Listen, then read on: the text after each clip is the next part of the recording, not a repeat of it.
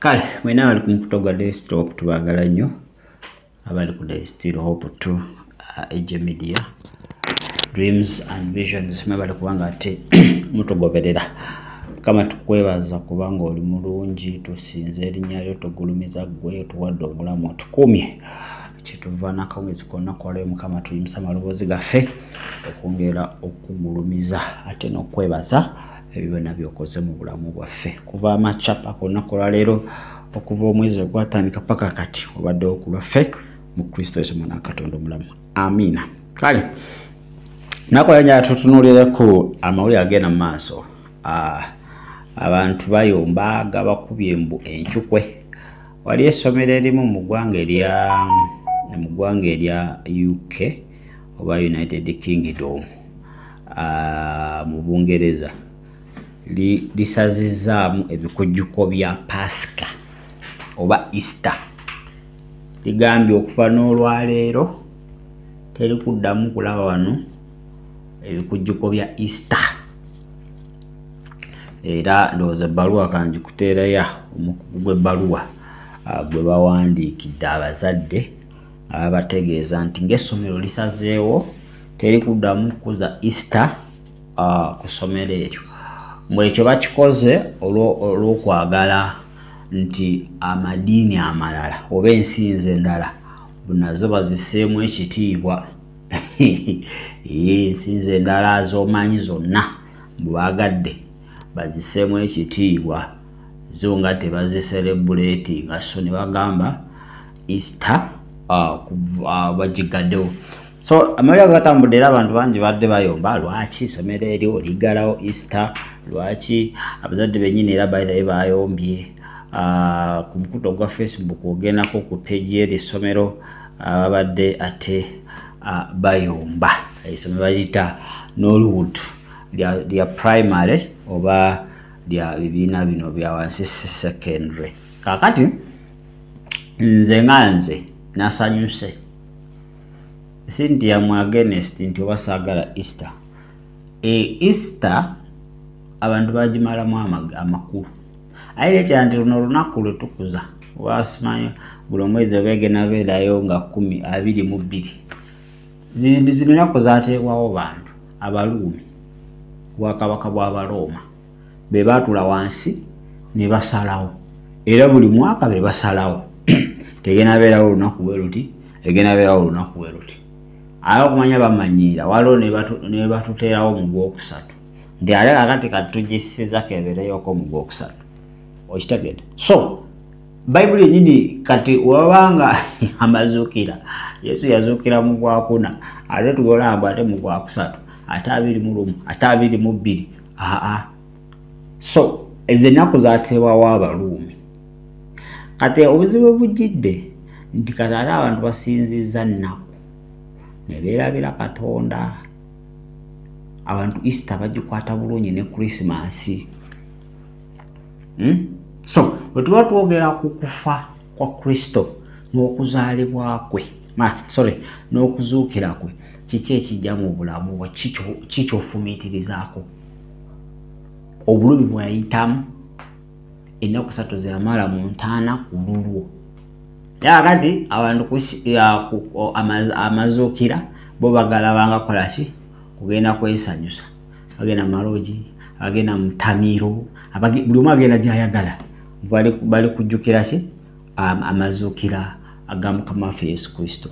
In fact olwo lwabadde lunaku lwa kwefumiitiriza kwekuba mu tooki yogalemu butuufu omusajja yayiwa omusaayi gwe ku lwange wawe ntuuse mu lugendo lwange naye aye nekirala nti tetulina kubeera na specific day olwo lunaku lulina kubeera lwa bulijjo every day buli lunaku Kristo alina okuba nga akola ki mugwe munda nga azuukidde olina okwekubamu mu tooki obulumi obwo crucifixion process si byakulinda Gwakusatu si byakulinda Gwakuna. So abantu bangi banyigidde essomero eryo bagamba lwaki bakozewe batyo lwaki babijjeewo ekyo si kirungi naye ate nze mu banyigidde essomero eryo siriimu kye bakoze kiro terulina makulu. In fact, that is a pagan day. Lunaku lw'abatakkiriza, abatali bakkiriza. Kubanga wobeera mukkiriza, lwaki ate olina gwakuna? Lwaki oba olinda ate gwakusatu soko olowooze ku kuzuukira n'okufa kwa Kristo Yesu? So ze saanyigidde eryo essomero. Katonda ayinza okuba nga yakozesa, manyi Katonda akozesa buli omu. Lwakuba kyesikanya nabo nti ate olwo olunaku bagenda lukozesa okubanga ate bassa ekitiibwa mu madiini amalala. Awo nnyinza okuba nga njawukanira nabo. Naye ekyokusazaamu olunaku abantu balwa abused, the people have abused Easter. Olunaku balwonoonye. Neze ennaku ze mulaba ku kalenda si ntuufu. Si Yesu kwe yazaalibwako n'azuukira. Ebyo bano Baruumi bano ba Antichrist, Roman Empire, ba agents abo omulabe Sitaani be batuula ne basebo ne batulowooleza buli mwaka. Kakale guno mwaka tubateereko 22 ogujja tubateereyo ku zino bantu. Era kalenda gye tutambulirako y'Abaruumi. Okitegera? Ali bo baagala batute bakole ki? Batuyigize mu bintu byabwe. Ate okumanya bano abasajja bayaaye nti bo banoonya mu bikalenda byabwe ne bafuna olunaku lwe basinzangako bikatonda byabwe lwe bateekawo. Namakati Easter gyabeerawo olunaku bwe luti. Naye ng'olunaku olwo basinzangako bikatonda byabwe. Kati baagala okulaga nti waliwo specific day, olunaku olw'amakulu mu bulamu bwo, endala tezirina makulu. Buli lunaku olukya Katonda ng'alukukwasizza waati lwa makulu nnyo era lukola impact nene mu bulamu bwo. Tetulina kulinda 22 simanyi gwakuna soke tutulowooze ku Mazukira. Tetulina kulinda December simanyi azaaliddwa omulokozi. Ebyo ezinnaku bateekawo buteesi. Kati tuve mu kusinza ennaku. Mwanga ga tuddeyo eri ku mateeka, tuddeyo omulagane kadde ku mateeka. Mututwala mu 7th day, bo baalookingira mu lunaku. Naye ate nnyini lunaku tebamulowoozaako. Kubanga Bayibuli egamba nti Kristo Yesu ye mukama waki, ne ku Sabbiiti asigala mukama, ye mukama wa Sabbiiti. Kitegeeza Yesu abanga ye mukama wa Sabbiiti, ate Sabbiiti bankyajagazaaki. Balina okunoonya mukama waayo gwe mba neekwatako wenti pu. Naye ati bo bakola ki? Baalookingira. Kati bano abantu kye baagala otulaga, kye baagala otuziba amaaso, era abamu bazibe. Tibala nti era ku Easter era omuntu agenda okuddayo mu kkanisa, agenda okugula engoye, era ebeera nga Easter show. Abantu bagenze kweraga ngoye ngatto, bagenze kweraga biki bagenda okugula. Olwo olunaku amaka goonooneka. Tatugulidde nnyama, tatugulidde enkoko, naye ng'amazima lunaku tobirya. So tuleme kukuza lunaku, wabula tukuze nnyini ki? Nnyini lunaku. Ate awo wenjagalira ku ba 7th day akatonotono nti bebyo tebabikuza, simanyi Easter, simanyi Christmas. Ebyo bo babigaana. Awo bafunawoko okubikulirwa okutonotono wadde baalookingira eri mu mateeka.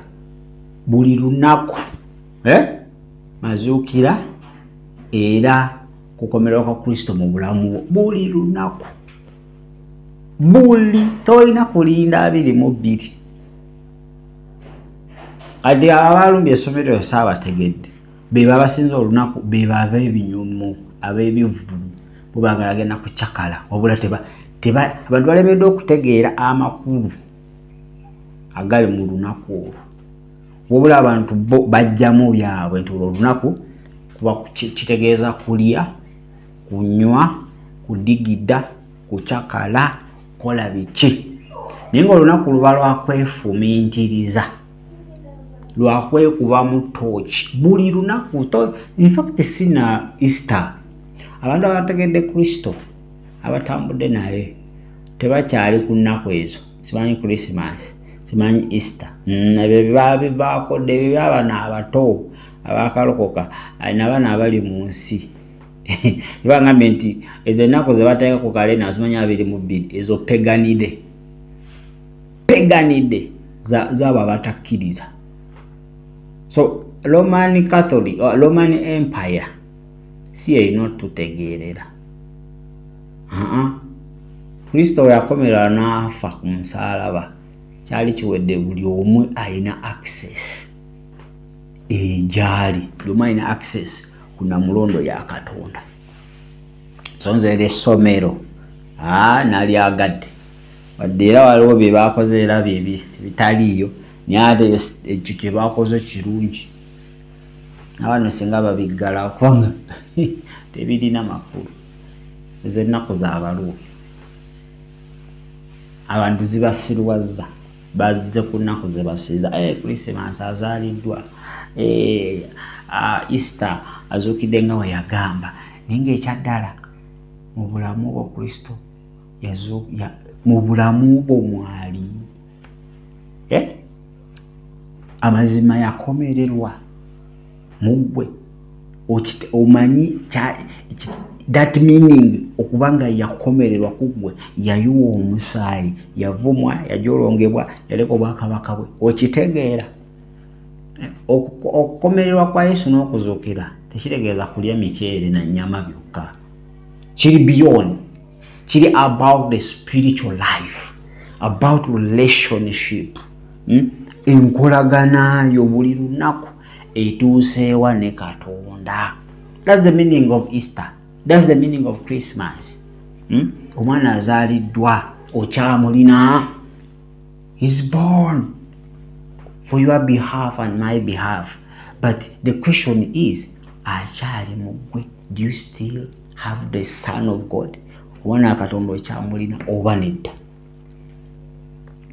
Naye kati abantu bo Abaruumi baboonoona bo bali ku lunaku omuntu omusanga aligula kilo z'ennyama 10 tetubaganye gula oba olina ability n'olwaleero osobola okugula. Omuntu ali ku kiteeteeyi abakazi bagenda kunyiiga ennyindo ziyingire emimwa abamu banobe bandi Christmas Easter baganye omugulira ki baganye omugulira byayagala. Nga Yesu lunaku tamanyi kiki tu that is a pagan day. Pagan day. Naye ku bantu abategedde Kristo obalidde ebijanjaalo asigala Mukama okitegeera. Naye bano abatali bakkiriza nyama, miceere, nkoko, soda, biki byonna ayina bifuna by all means. Mbukatombo wafuna ebyo mazaalibwa gaba malungi manya amazuukira aba amazoyitawo amazuukira ga Kristo okuba successful oba okuba amalungi gy'oli kwe kubanga okkiriza omwana wa Katonda omulamu n'omanya ekyamuleeta n'okkiriza nti yabonyaabonyezebwa ku lulwo n'omukwasa obulamu bwo okubanga abuzuukiza akuwa obulamu obujja. That is it. There is not all about kwambala kulya. No. Manyi tukyalinamu abantu nga alina n'engoye nti zino za Easter. Zino za Easter yazitegese dda. So kama akugula amaaso ag'omwoyo osobola okuba nga ate olaba. So gega amawulire agabadde mu ggwanga erya UK, United Kingdom, abantu nga balumba essomero eryo ne Mistress Manda abamu bagamba ayakoze biki tebiriyo agana ta Easter. Amazima teri makulu gali mu Easter. Olwo lunaku tolina makulu asobanga totegedde nyinirwo na impact y'olwo olunaku. Ojja komekeza mu kulya buli kugenda ku church kugenda mu bivulu naye nga totegedde kinyusi kyennyini ekimu lunaku olwo. Bagaliza olunaku olungi, weekend ennungi. Mukama abakola ebyekisa. Kama akugula amaaso gaago ag'omwoyo otegeere naawe abadde akyali ku nnaku nga zo z'otunuulidde okimanye nti omwana wa Katonda omulamu alina okuba nga asinzibwa buli lunaku. Tetulina specific day but buli lunaku wakuweeredde ekisa, wakuweeredde obulamu, awo olina okuba nga ate omusinza. Kaneeta olamuko katono nnyo wekomawo bingi bye tugenda okuba nga ate twogerako. Beere bulungi ate era mweraba.